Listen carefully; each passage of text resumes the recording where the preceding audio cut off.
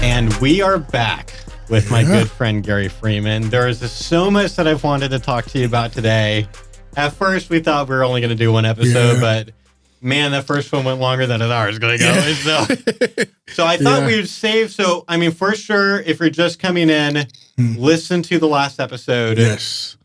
Gary Freeman's a good friend of mine, used to work at CareNet, now is running a local ministry in Raleigh, North Carolina called Major League Dads. Yeah. Really cool stuff that relates to fatherhood, working in tough neighborhoods to really help people, like actively help people and not just tell them what they ought to think and what they ought to do. Like you are walking the walk, my friend. Hey, man. Praise God. And there's so much that we can learn from you. Praise God. So last episode, we talked about a lot of just different things that could theoretically be helpful for white conservatives to hear from a black guy like you, you know?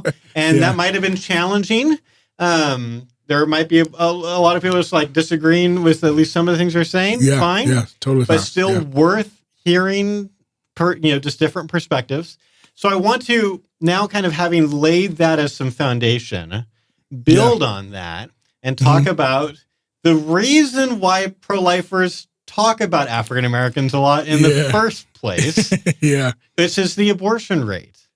There's a really high abortion rate in the African American community. Do you know the stats off the top of your head? Because this isn't a thing that I get into in my outreaches and stuff. I don't keep all the stats memorized. Do you have a rough idea? I don't have the latest, so I'm not going to try and spout stuff and just be like, oh this and this. Because honestly, with my work now, I had less time to focus on. It's not your priority either. It's if you take the percentage of American population that African Americans, comprise of. The abortion rate's higher than that. So significant. Just a general would be what, just kind of off the brain is, American population, African Americans are 12%, but represent 32 to 36% of the abortions that happen. About right. So somewhere it's not in there, literally over half the abortions, but given the smaller, population, it means that the abortion rate is a lot higher. And so pro-lifers talk about this a lot. A whole lot. I think some of that is out of actual care. I think there are pro-lifers that are like, we're anti-KKK and a lot of racist things that we see from at least the distant past. Maybe not so much the current past sometimes, maybe not always recognizing ripple effects that are still going on from pre-civil rights movement. But at least be like, hey, really obvious, like slavery. We're super against slavery. And look at what Planned Parenthood is doing to the African abortion rate. The fact that, I heard a stat one time that was like in New York City, or maybe it was New York State, I forget which one, but one of them was New York something. That there was just over 50% of African American babies were being aborted. So there were more babies getting aborted than born. And so pro-life people would talk about that, sometimes out of genuine care, and I think sometimes just strategically. I think pro-lifers sometimes are just looking for ways to connect with liberals. And if liberals seem like they care a lot about racism, then we can be like, hey, see how we're the ones that are anti-racist, because we're saying that there shouldn't be so many black babies getting killed. Their pro-lifers will go as far as saying Planned Parenthood is doing what the KKK would have dreamed of doing. But finally now, or it's, people like Hitler would have wanted to see happen. Only an abortion is really that kind of actually happening at some level. And so sometimes I think this seems like some kind of a common ground point that we might be able to find. Kind of like when people are like, hey, you're against animal cruelty. Can't we agree that it's wrong to abort babies that are feeling pain? It just seems like that's a similar thing. I think there's sometimes a thing going on here. So I want us to talk about that. Because I want to understand from your perspective first why the abortion rate is high in the African American community. I want us to talk about the Planned Parenthood stuff. Because pro-lifers talk about Planned Parenthood being racist a lot. I've got a lot of opinions about that. I'm interested in what your opinions are. I'm with you. And then ultimately kind of what we ought to do as the pro-life movement about that. So let's start with the African American abortion rate, though. What is going on? I guess just black women are just more evil. Oh, that's simple as that. We can call it a day. Like okay, we've solved it, you know. But anyway, it's kind of like clearly that's not it. Yeah. So it's, but man, so for instance, like what we're getting at in our first time together, and that is, I think when you boil it down to why she needs to abort. Yep. Why? Right. Dealing with that why. Those stressors, right? So for me, when I worked in the local center, if, a black young lady came into the center, this couple, it's like, okay, the stressors that follow her, right? It's kind of one of those things where it's like, she has so much that she's dealing with that the abortion just gets things out of the way in a sense, but I still got to go back to all the stressors versus if a white young lady comes in and she wants to secretly get rid of it because, her parents give her an ultimatum or, she's embarrassed. It would embarrass her. Right. And he doesn't want things messed up, but then she gets to go back home to a slightly different, more stable environment. Yeah. You know what I'm saying? And it's like, I think you can't ignore that because I feel like to me, that's the bigger part of the abortion decision. Right. So if you take away certain stressors, like, because for instance, fatherlessness in the black community has been higher, higher rates and all that. Right. But a stat that people don't really talk about is that the most involved father statistically is the black father. Once he's actually in the home, he's the most emotionally connected, all that kind of stuff, right? Yeah. So wait a minute. So if he's actually able to do the things to be a productive father, then you have different results. Right.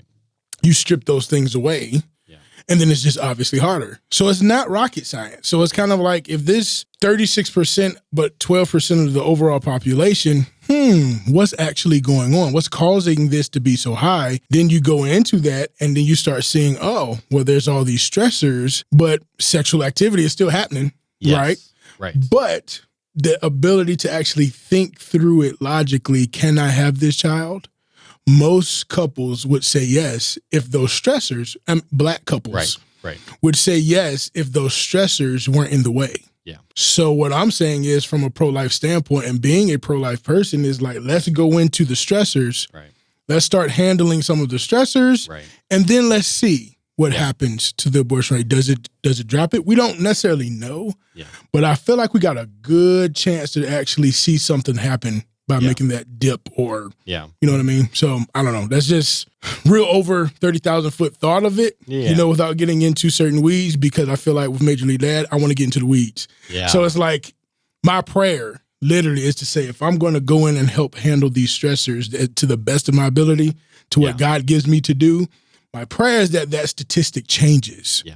And at some point we could see that fruit. You know what I'm saying? Like that's it. Like, let's just go to work. Let's do that. You know what I'm saying? So, yeah. So let me ask you about two other potential factors that might be going on, but might also not be going on. Like I think, like there's never one thing, right? It's never the answer to any tough question is never one single bullet point. Right. So what you just described might be the most significant part of it, but there might still be some other things that can fill up the rest of that pie. Yeah. So one idea, this is something that I remember reading, and I'm not going to be able to find it. I don't think I'm going to be able to find it to link to it in the description, but some Planned Parenthood annual report at some point, I think it was, or some Guttmacher paper or something. There's so many of them. But I remember reading one where I feel like they were trying to talk about abortion rate and African Americans, and I my memory, just take it with some salt, but for what it's worth, my very strong memory was reading something that added up, because they were trying to, I think, kind of say like, look, it's not that we're super racist or we're trying like all this stuff. Like, here's this thing going on, and it did make some sense to me, where they were saying the rate of people having unplanned pregnancies or crisis pregnancies is higher among African Americans compared to white people. Mm-hmm. They didn't even try to answer the why so much there. They just said that is a fact that they feel like has been studied. Yeah. But in the end, African Americans and white people, if you survey them, how many kids do you want to ultimately have? We have a similar answer. is 1.5 or 2.5 or whatever, like when you average everything out. Yeah. And so, the implication then was like, well, look, if ultimately we want to have the same size families, but African Americans are getting pregnant when they want to not be pregnant more often. Yeah. Then abortions are naturally going to happen more unless there's like this big, well, we would never do that kind of a thing. But if that's not there, right, then you're just going to see more abortions happen. Do you think does that sound legitimate to you? Does that seem, have you heard anything like that? I don't know. Yeah, because honestly, I really haven't heard that in that context. But it's interesting to me because it's almost like a nice algebra equation. It's like I get the X, I get the Y. If you add it, you get the whatever. You get Z. Yeah. So it's like I get it. Yeah. You know what I'm saying? Again, everything can be nuanced. There's other fillers for the pie to make it to go bake it. All that good stuff. So we could put that in the maybe category. Yeah. I see the sentiment. I get it. I understand it from the way that you just explained it. Yeah. So that was really good. The kind of the way that you explained it right there, because I got it, I caught it, right? So, but I would put that in my maybe pile, and I would have to kind of like think on that. You'd have to look into the research yourself, probably, if you haven't already. That's fine if you haven't already. Okay, then the third factor, so another friend of mine, Walter Hoye, who's a pro-life speaker, I was there with him. The shades, the hat, he's got the same, he's got a look, he's got a uniform, basically, the pro-life movement. Yeah. Really good guy. Yeah. I was there in Oakland with him when he was in court and all of that was going down. Was one of those guys in the pro-life movement, even if we don't agree on everything, if I see him, we're going to give each other a really big hug and we care about each other. That's good. Yeah. But, and I agree with some things that he says about all this, and then there's some things I'm like, not everything, but it's okay. That's almost everyone in the pro-life. Yeah, I don't agree with everything anyone says. Yeah, but he had a thought that at least seemed like, okay, well, maybe that's true, but I wouldn't know because he's remarking on his community, right? That I'm not part of it. So I'm just interested in your reaction to it. Is he felt like part of what's going on here, not all of it, but a part is that abortion is less stigmatized in even Black churches than they are white churches. Like he told me this story one time that was like, talk about a cultural divide. He was like, he would go into like to speak in a Black church on a Sunday morning and be like, all right, if you've had an abortion, raise your hand. Already I'm like, what? Whoa. I would never. Oh my God. But he would be like, but he's like, I can pull it off, Josh. Like that kind of thing. Like, like, okay. Okay. And he'd be like, a lot of hands would go up. And then he would be like, have you had 2 abortions? Raise your hand. And you still see a lot of hands. If you had 3 abortions, still a significant number of hands. And he said, Josh, abortion is just less stigmatized for whatever reason in my community. And he didn't go a lot deeper, and I didn't ask him a lot of questions in that moment. Yeah. I want to hear from, like, do you believe that's true? And if so, why? Yes, I do believe that. And I think my reasoning could be totally different from Walter, which, again, somebody I respect, and being a younger guy, looking at him as like, oh man, Walter's the man, cool. Yeah. But growing into my own thoughts is like, okay, there's certain things I'm like, Yeah. And I think in that regard, I think because there's so many, and I keep using this word, so many stressors, right?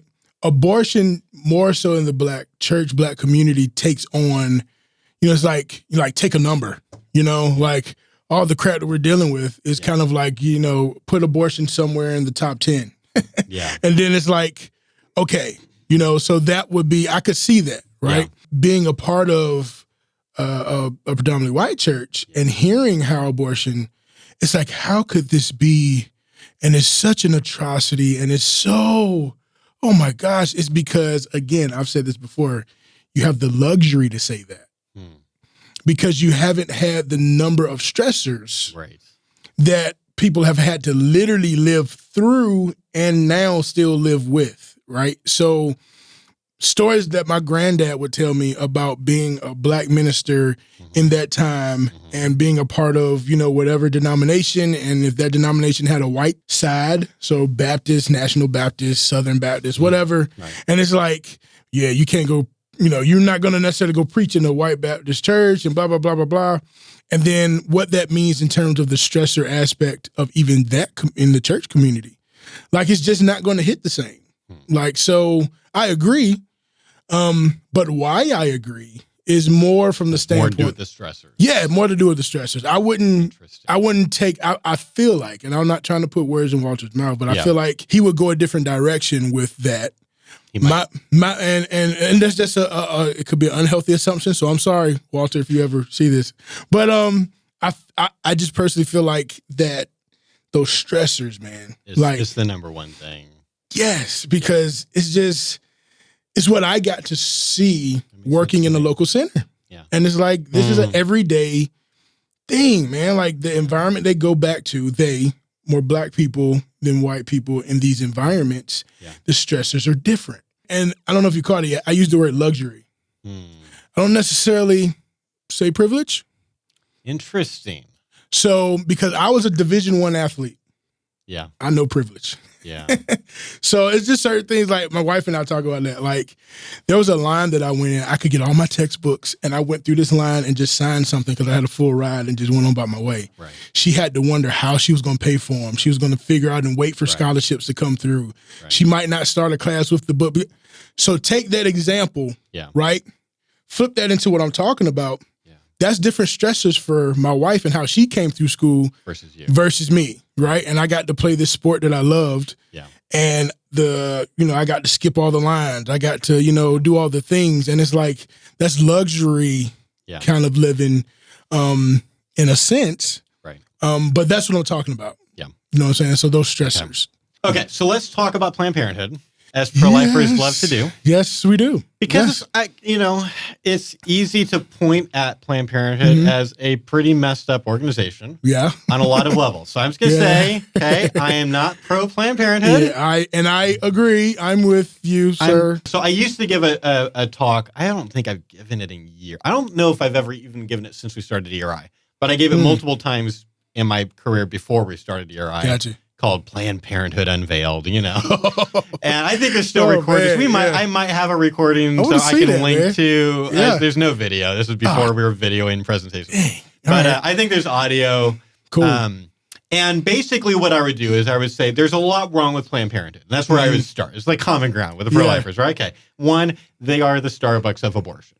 Like what's going on is like, just like with Starbucks, or like Walmart's, like you see like these small, like, local mom pop shops closing down because they can't compete. And Starbucks comes in and just like, soon they're everywhere. Yeah. They're on both sides of the same street, kind of thing. Like, they're everywhere.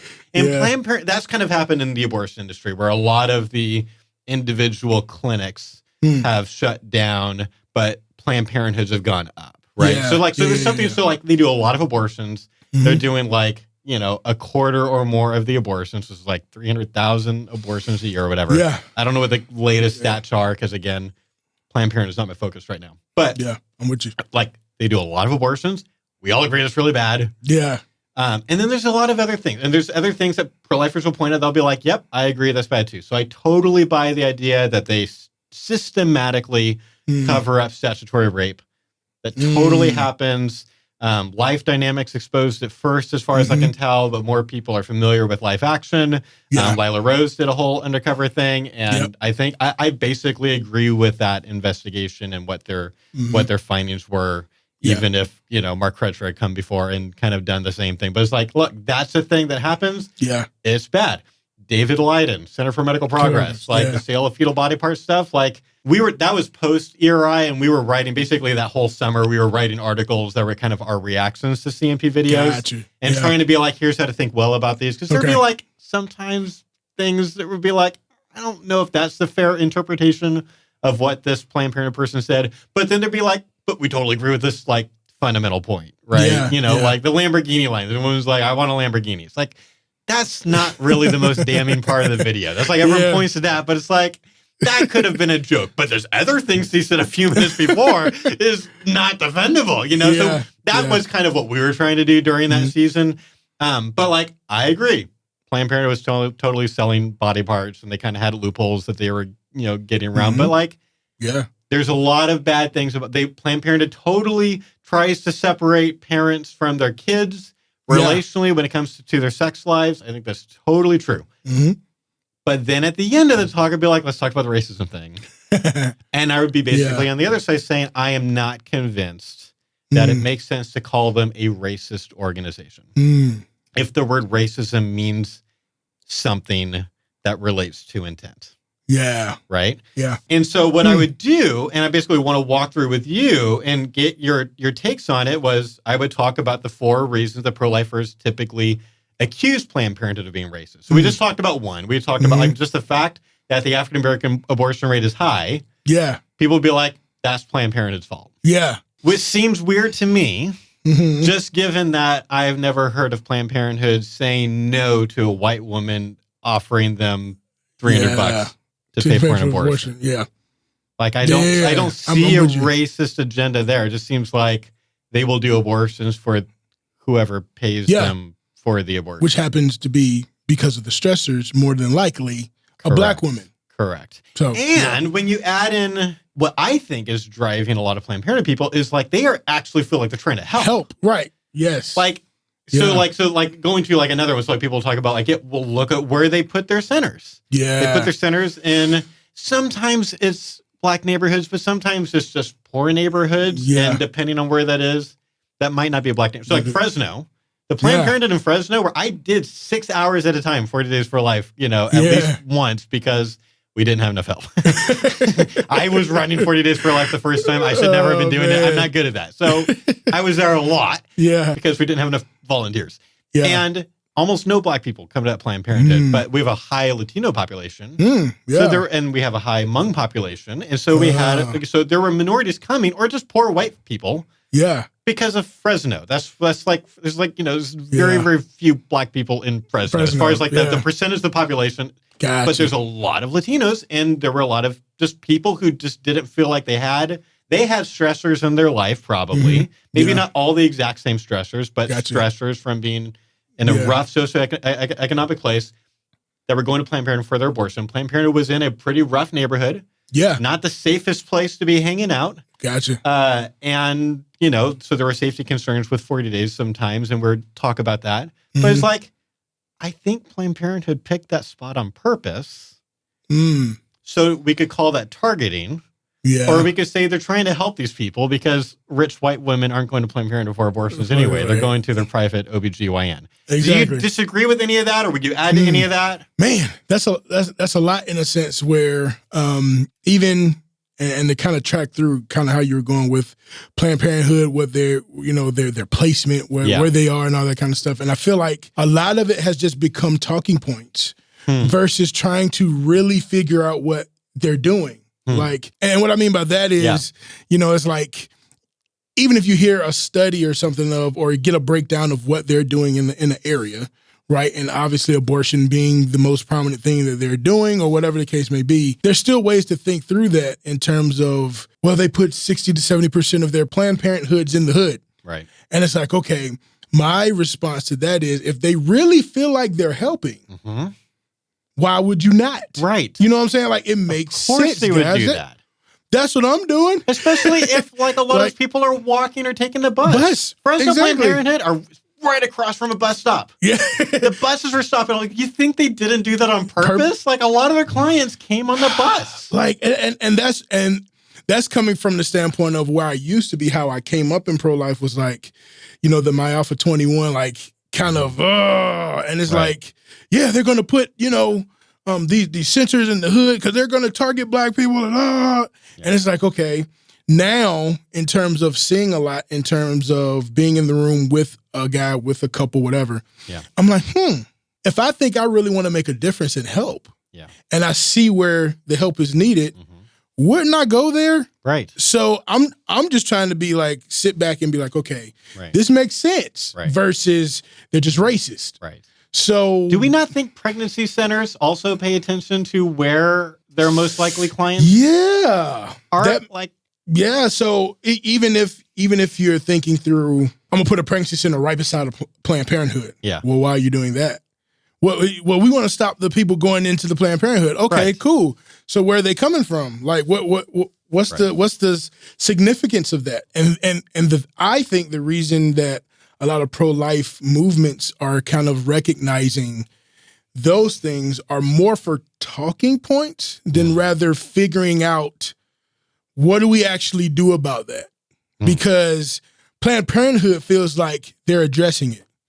Their argument is you're not addressing it, pro-life people, so we're going to go address it. You're not actually helping them with their needs. We're helping them with at least what they, we're not trying to force them to have an abortion, but if they come over here and they say this is what they need, we'll help them. Cool, we're going to do it. Right. And that's their thinking. Because they think it's helping them. Yes. Like in the end, we can disagree about that. Is this actually helping people? No. No, I was about to say it's not. We agree, but that's coming from a different... a completely different worldview about what abortion is. Yeah.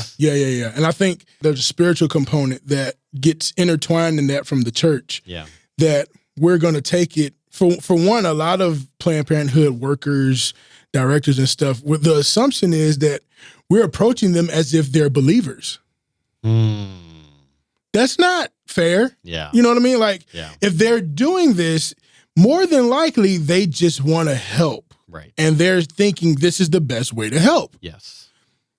Whether they're gospel, in that, to me, from Planned Parenthood directors I've talked to and people that work there, a big percentage of them are not believers. So as a believer, why would my assumption be that they're going to work off of my set of faith believings? I don't know. So that's a real point that I feel like we need to think about more too as well. And there are exceptions. I will grant to pro-life, because pro-lifers will point to exceptions of legit racists in the abortion industry. There was a famous abortion practitioner, who famously said one time that he was totally racist against Mexicans. And so he was I would set up a clinic on the border and do free abortions, on the California-Mexico border. Okay, that guy's a racist. Yeah. A friend of mine who used to work inside the Fresno Planned Parenthood that we did stuff in front of. She was a former Planned Parenthood worker. She said that there were people inside that sometimes would sort of look at women coming in, maybe from the Latino community, and basically make a judgment based on just looking at them and say, they shouldn't be pregnant. They should not have a baby right now, kind of a thing. Yeah. And she felt like some of that was race related, and maybe it was, but that doesn't mean that's where most of these people are coming from. Yeah, and that's where I kind of sit. I don't think the majority think that way. The majority maybe just really want to help, and they think this is a way to do it. Yeah. But why do they think that's the way to do it? And now I travel back over to pro-life side, and it's what are we offering that actually goes into those same places and actually offers to help the why, the stressor, the things, right? And it's and I don't know if I'm out of order in saying it this way, but when I think through the percentage of where the Planned Parenthoods are, normally, I think I've said this before, there's at least 4 to 5 churches that are in the vicinity of this Planned Parenthood. Yep. So if that church is really about the community business and they understand that Planned Parenthood and what that means, that's an opportunity. There's a lot of outreach opportunity in your community. Yeah. I'm just maybe worth looking into. Yeah. And that's just something that I want to bring an awareness of. Yeah. Not to just blame Planned Parenthood for being in this hood area. Yeah. Where now, especially that church planting is so huge. Yeah. They break down the areas where the not churched areas and the places that are most needed. And then the church planter goes into that space and sees, the needs. And that's one of them, praise God. Maybe they jump on that and they're able to be in the community more. You know what I'm saying? And I feel like that's something that for the generations to come are actually more... that's where they're moving, which is actually away from the established church that we see kind of now. That's interesting for me to kind of sit back and watch. But man, what is that going to mean moving forward for the pro-life movement? So I don't know. Yeah. Obviously, we should talk about Margaret Sanger in a minute. Yeah. Let me just real quick. Let's just talk briefly about another thing that pro-lifers sometimes point at, which is something that Live Action did a long time ago. And I like a lot of the things that Live Action does. Again, the child predator stuff, totally on with them on the statutory rape, hiding. multiple of the investigations, the hidden camera investigations they've done, I think like I'm basically like I'm on board. I kind of agree with the conclusions. Understood. I've got friends over there, friends who write for the blog or who've done work for there. So it's like Understood. We don't like officially partner with them a lot, but it's like I'm not anti-live action. Okay, but they did a very public investigation and accusation of racism against Planned Parenthood. Where I ended up coming to a different conclusion. Just explains for those who are not familiar, and I'll link to it for people can watch it on their own. Oh, that's perfect. Yeah. But basically what they did was they did several calls to Planned Parenthood, and they had someone basically pretending to be a white racist who wanted to make a donation to the Planned Parenthood, but he wanted it earmarked to pay for a black abortion. Yeah. Like his thing is like there needs to be fewer black babies, kind of a thing. So I want to give $200, $500, whatever, but I want it earmarked. Yeah. I wanted to this is going to go directly to help pay for a black abortion. Yeah, and they took the donations. Yeah, and so then it was kind of like, see, Planned Parenthood is racist. They're willing to do this, and my reaction even then, this is well before ERI began. As I listened to the calls that they recorded and put out with these Planned Parenthood, development directors, for example, I felt like I heard the development people, the Planned Parenthood people being super uncomfortable with what this guy was saying. Yeah. It's pretty obvious they didn't actually have a way in their system to earmark for, donations for black abortions. It seemed like they were kind of like, okay, we'll do that. But uncomfortable, but also not like, how dare you? That is really racist what you said. They're not calling them on it. And it was like, okay, you could say they should have handled the calls differently. Yeah. But it's like, I don't know a lot of nonprofits that turn down that turn down donations, like big donations from people. Yeah. Even the people are donating for bad reasons. So it's like, I don't think it proves that they're racist. It might prove worst case scenario that they're willing to accept donations for bad reasons from basically anybody. But tell me if you disagree. My thought on it from the initial was people accept money for whatever they want to do whatever they want. That was literally my conclusion. Right. So it's like, being in certain situations, growing up in the hood, if you knew that there was a big time, a drug guy, but he wanted to give money to the local rec football league to pay for uniforms, but that money came from selling crack.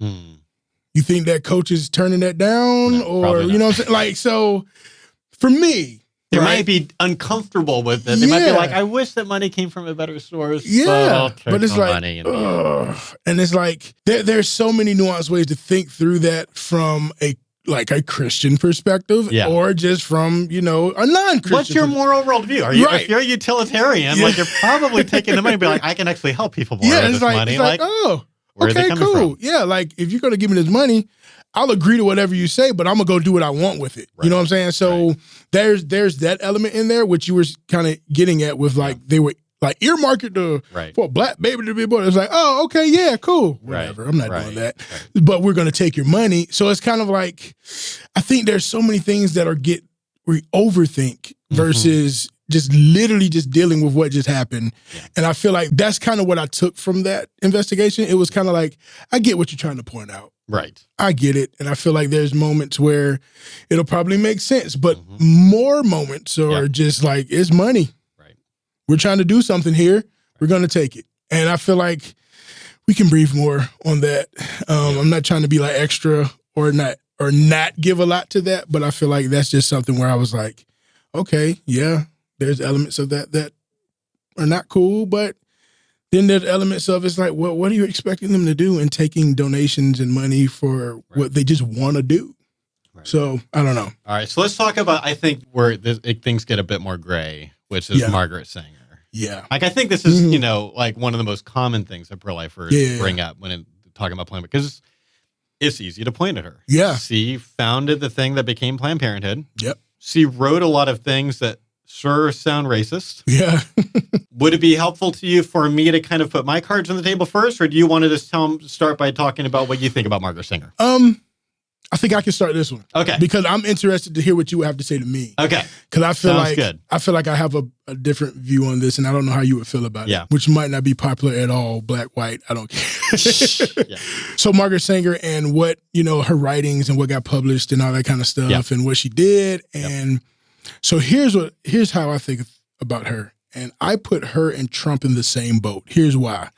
All right. So I'm going to open this can of worms. Oh, man. Because, I'm opening this can of worms. But people kept screaming, Trump's a racist. Trump's this. Look at what he did. He doesn't really care about blah, blah, blah, blah, blah. People that if you follow Trump, his younger years and stuff, he used to hang out with really famous rappers, athletes. And there was people that talked good about him in the black community, right? I feel like Trump is not necessarily a racist. I feel like he's an opportunist, which is worse than being a racist to me. Whoa, that's interesting. Because being a racist is I know where you stand. You don't like me. An opportunist doesn't have as much of a moral backbone in any direction. Any direction. At least a racist, we're not going to deal with your kind. We're not going to do anything with you. But an opportunist, I don't care about your kind. You're going to make me money. You're going to help me to obtain power. Wow. You know what I'm saying? So I don't know which one is worse, but they're both pretty bad. They're pretty bad, right? Yeah. But for me, I feel like an opportunist is worse because you don't have anything that you'll stick to. You're willing to literally do whatever, work with whoever to get what you want. I feel like racists, they have a point. Because if it's dealing with that other group, I can't do it. Right. Opportunist is like, everybody, come on. Right. Yeah, I'll believe what you believe. You know what I'm saying? Like, right. I'll get down what you get down, but in the back of my mind, I'm really about, I'm about to do some things I want to do.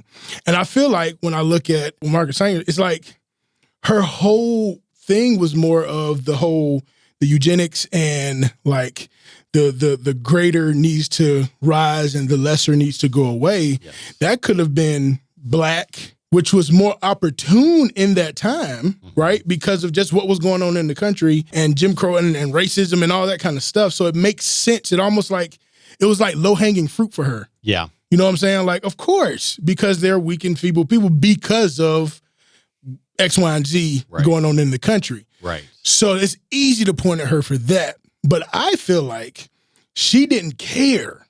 Like, if you were just feeble and you were white, we need to get rid of you. If you were feeble and black, or at least make sure that you weren't having kids. Yes. To be. She wasn't for like genocide, but she was certainly like, let's get you a lot of birth control, maybe even some sterilization, so that you're not having so many kids. Yeah. Or having families that you can't pay for. Yeah. Or kids starving. Like, we don't want that. Yeah. Yeah, I get it. Yeah, I was about to be over dramatic. Yeah. But it's because of that though. Yeah. Because I feel like that was more of her aim than to just flat out, she was a racist. And then where that kind of goes in terms of how the pro-life movement uses that is one of my words, scapegoatish, in terms of not actually still dealing with those whys and stressors. So now just point at her, blame it all on her for you blacks. You see this?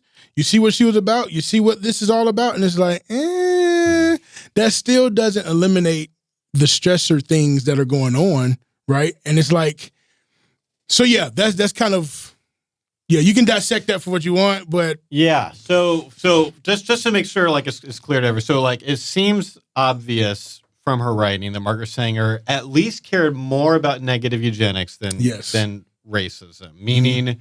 Like eugenics, and this is like a really, really ugly period of time when people were thinking like this, but the idea was let's help, at a utilitarian level, the human population in the long term get more healthy. Yeah. And positive eugenics was kind of like, let's breed humans the way we breed horses. Let's get the healthy horses together. Yep. Have them make a lot of babies. Mm-hmm. Negative eugenics was the flip side of that coin, which was, let's have unhealthy, weak people not having a lot of kids or any maybe. And that was more the side that Sanger was active on. And then there's this question was this about race for her or was it just about unhealthy stuff? Yeah. All of my opinions about Sanger, or most of my opinions from Sanger, come from another pro-lifer who I thought wrote some really courageous opinions. He actually wrote a biography about Margaret Sanger. I think the author's name is Angela Franks. I'll find the book and link to it in the description if you want to read it yourself. But I heard a talk from her, and I was like, wow. She was like one of those people like saying things that are going against the normal pro-life tide, which is always impressive to me. If you're, like, you might even be wrong, but like, good for you for even being willing to say that. And her thing was like, no, she was definitely a negative eugenicist. Wasn't obvious to her that she was actually a racist. There's two quotations that get used a lot of times by pro-lifers when they're trying to point at racism. And I feel like what I learned from Angela Franks was like, maybe those are actually taken out of context. So one of them was where she kind of has this thing, which is like the most merciful thing that that if you have a large family that you can do for your youngest members is to kill them. And his verse is like, look at it in context. He's being super sarcastic. It's like a really, really dark joke, but it's not obvious that he literally means that we should do infanticide in large families. And I think I buy that too. I get it. The other one relates to the Negro Project, which is what it was called. And she was basically trying to get, more acceptance of family planning, of using birth control among Black people through Black pastors. Remember, even though like birth control is like illegal for like, she went to jail sometimes for trying to promote birth control. But she certainly did target Black pastors in this project to be like, to help, spread the good word about family planning. And she's got this quote that got taken from a meeting that she had with Black pastors, where she, I'm paraphrasing, but basically said, we don't want word to get out that we're trying to, what was it, like exterminate the Black population. A lot of pro-life people hear that and are like, see? We hear from the horse's mouth, like this is what she was trying to do. And I'm like, this could be read multiple ways. Is he saying, we don't want word to get out that what we're actually trying to do is this thing? Or is he saying, we don't want people to misunderstand and assume we're trying to do this thing, exterminate, when actually we're trying to do this other thing, which is just promote family planning.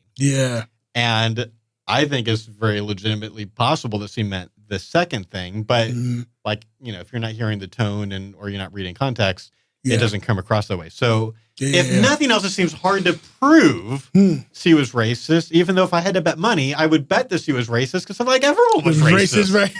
It's like the 1910s, man. Like, I mean, like it's pretty hard to not find a racist in terms of, I don't know. It was pretty ugly times. And she's certainly like, and this is like the hardest time that I'm willing to give Sanger is like, and she's totally culpable for this.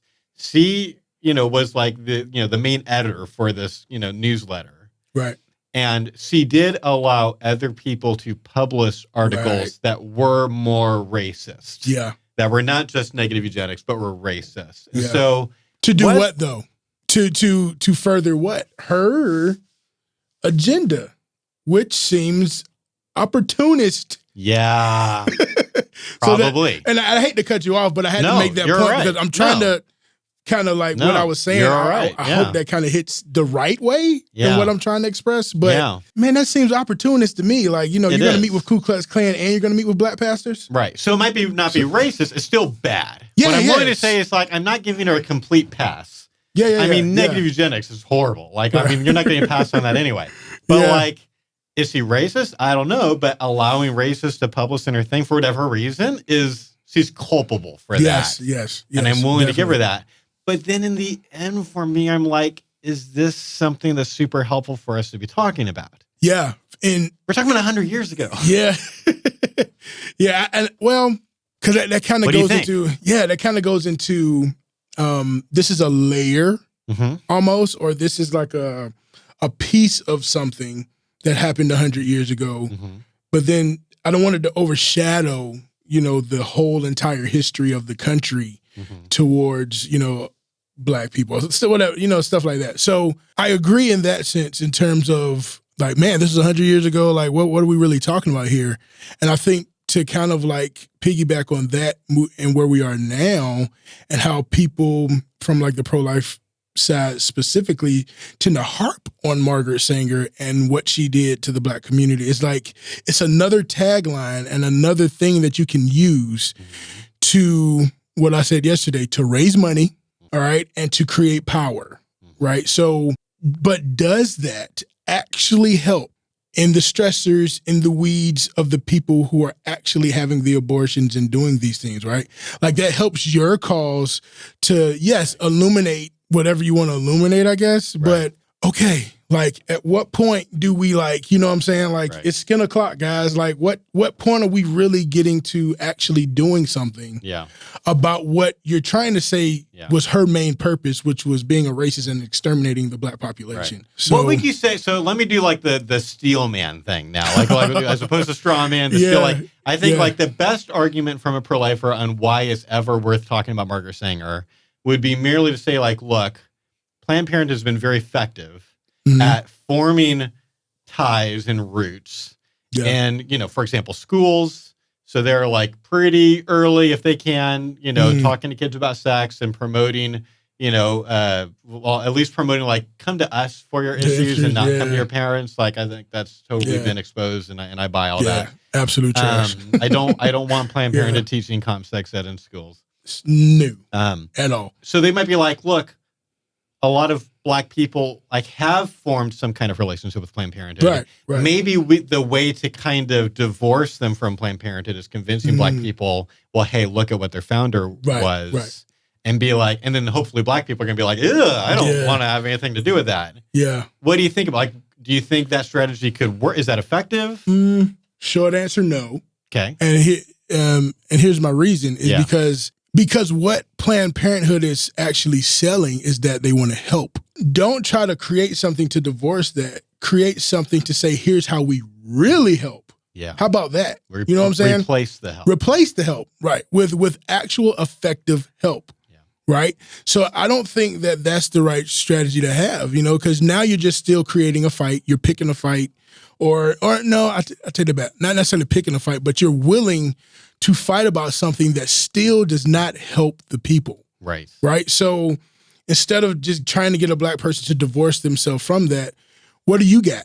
Right. You know what I'm saying? Like, well, what you got going over here speaks so much more volumes. It does. And it's like, well, what you got going on over here? Yeah. So for me, with Major League Dad, when I get into conversations with different people and they can hear me because they know and see what I do.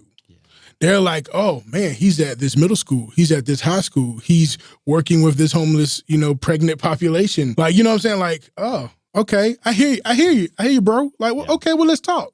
Yeah. And it's like, so now, if nothing else, I get to share from my faith perspective of what I feel like the gospel teaches us, what the word teaches us. There's a friend of mine, Josh Tatraw in Raleigh, super bright guy. He has this book, Telling a Better Story. It's an amazing book. But he talks about like sharing your faith more from your story and what God has done, and just showing, but being that person's friend as they get to see the story played out. So, but it makes me think of that. You know what I'm saying? So if there's a pro-choicer that I'm trying to like talk to and not necessarily just win, but I got to live life. I see what they're actually trying to do. We meet at the same places. We meet at the same destinations to reach people. But here's my aspect of how we get down and do things. Here's yours. Now she's kind of looking over like, what is he doing? But I'm still cordial. I'm still, you know, all those things. And I feel like that's a better way to maybe approach this thing versus just, you need to get out of there because she was this, and this. Okay, well, what are you offering that's better? Offer something better. Make me listen to you. That's it. You know, what's interesting is like, just from my perspective on even talking to white pro-choice people, like where pro-lifers a lot of times want to, let's pick on Planned Parenthood. It's like, I just haven't found that to be very effective. Even if you take out all the things that might not be great arguments and you focus on just the stuff that I was saying in the beginning. If you just focus on the selling fetal body part stuff or whatever, like all that stuff, I just haven't found that to work with very many pro-choice people because it's like, if they've already developed a relationship with Planned Parenthood where they feel like they've gotten help and care and support from them, it just feels like starting a conversation by attacking their mom, you know, like insulting their mom. And so just Planned Parenthood almost never comes up in any of my dialogues with actual pro-choice people. I just don't go there Yeah. Because I don't need to. I can prove abortion's wrong without touching Planned Parenthood. That's so good. And it seems to be more persuasive to them. If we stick into science and the philosophy, instead of being like, let's talk about the dirt that I've dug up on Planned Parenthood, it just seems like that tends to work better, even though I think that's counterintuitive to a lot of pro-lifers. They're just be like, how can you still support this organization? How many controversies do they have to have before you'll be done with them? And it's like they seem bulletproof, and they do seem kind of bulletproof at this point. They kind of are. Sorry.